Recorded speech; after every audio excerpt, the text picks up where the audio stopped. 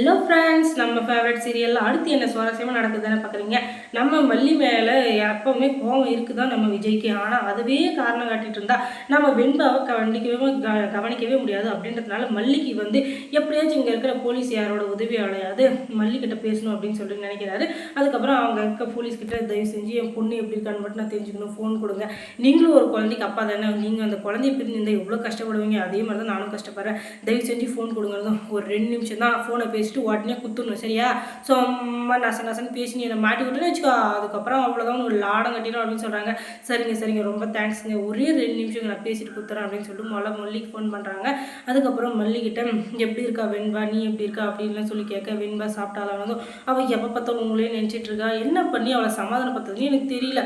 ஆனால் அப்போ எப்போ பார்த்தாலும் டாடான்னு உங்கள் பேச்சு தான் பேசிகிட்டு இருக்கா, தூக்கத்தில் கூட டாடான்னு தான் சொல்லிட்டு இருக்கா. எனக்கு என்ன பண்ணுறதுனே தெரியலங்க விஜய். நீங்கள் வீட்டுக்கு வந்தால் தான் அது எல்லாமே சரியாகும் அப்படின்னு சொல்லிட்டு நினச்சா நீங்கள் வீட்டுக்கும் வர முடியாது. அதுக்கு மேலே நான் என்ன பண்ண முடியும் சொல்லுங்கள் அப்படின்னு. சரி, நான் வெண்பாக்கிட்ட பேசுகிறேன், நல்லா சாப்பிடு, உங்க கூட நல்லா இருக்க சொல்கிறேன், நீ ஃபோனை கொடு அப்படின்னதும் அவளுக்கு சரியான ஜுரம். அதுக்கப்புறம் அவளுக்கு சரியான காய்ச்சல் அடிக்குது, எனக்கு என்ன பண்ணுறதுனே தெரியலனதும் நீ ஃபோனை கொடு, நான் பார்த்துக்கிறேன் அப்படின்னு சொல்கிறாங்க. உடனே அந்த ஃபோனை வாங்கி பேசுகிறாங்க.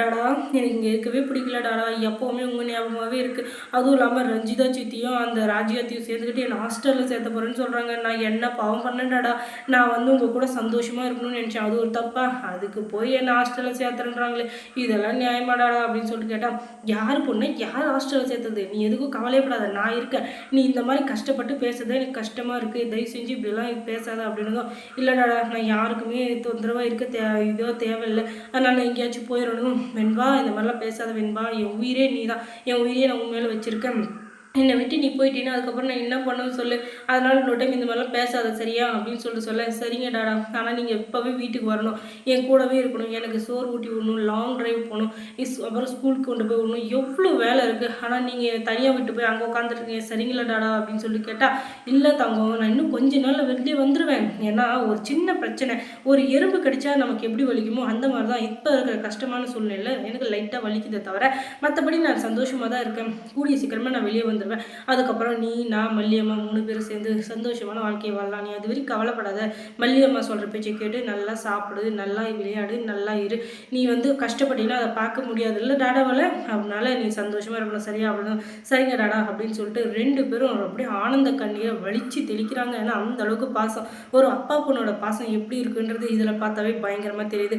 அவங்க 2 பேரோட பாண்டிங் சூப்பராக தான் இருக்குது, அதை பார்த்தாலும் நல்லா தான் இருக்குது. ஆனால் அதை கலைக்கிறதுக்குனே ஒரு 2 ஜீவன்கள் சுற்றி இருக்குது பாருங்க, அதுங்களை ஜீவன்கள் சொல்லக்கூடாது, காட்டேரிங்கன்னு சொல்லுவோம். எந்த காட்டேரின்னா அந்த ராஜ்யம் ராஜேஸ்வரியும் தான், அந்த ரஞ்சிதா, இவங்க 2 பேரும் சேர்ந்துக்கிட்டு தான் எப்போ பார்த்தாலும் ஏதாச்சும் ஒன்று பண்ணிவிட்டு அவங்கள வம்பு இழுத்துக்கிட்டு அவங்க நிம்மதியை கேட்டுக்கிட்டு இதே வேலையை பண்ணிக்குதுங்க. இதுங்களை அடித்து துவச்சி காய போகிறதுக்கு மல்லி ஒரு ரிவெஞ்ச் எடுத்துருக்காங்க. ஆனால் அந்த ரிவெஞ்சில் இப்போதைக்கு அவங்க மாட்டலை, ஏதாச்சும் ஒன்று பண்ணி மாட்டினாங்கன்னு வச்சுக்கோங்க, அதுக்கப்புறம் அவ்வளோதான் மர்கைய சால்னா தான் அவங்க 2 பேரும் ஜூஸ் புளிஞ்சிருவாங்க நம்ம மல்லி. அதுக்காக தான் அவங்க வெயிட் பண்ணிங்கிறாங்க. ஆனால் அது 2 வசமாக இப்போதைக்கு மாட்டலை, மாட்டுச்சிங்கன்னா அதுக்கப்புறம் அவ்வளோதான் கஞ்சி காசிட போகிறாங்க. அதனால் எப்போ வரப்போகுது நானும் வெயிட் பண்ணிருக்கிறேன், நீங்களும் வெயிட் பண்ணுறீங்கன்னா அதை கமெண்ட்ஸில் தெரிவிங்க.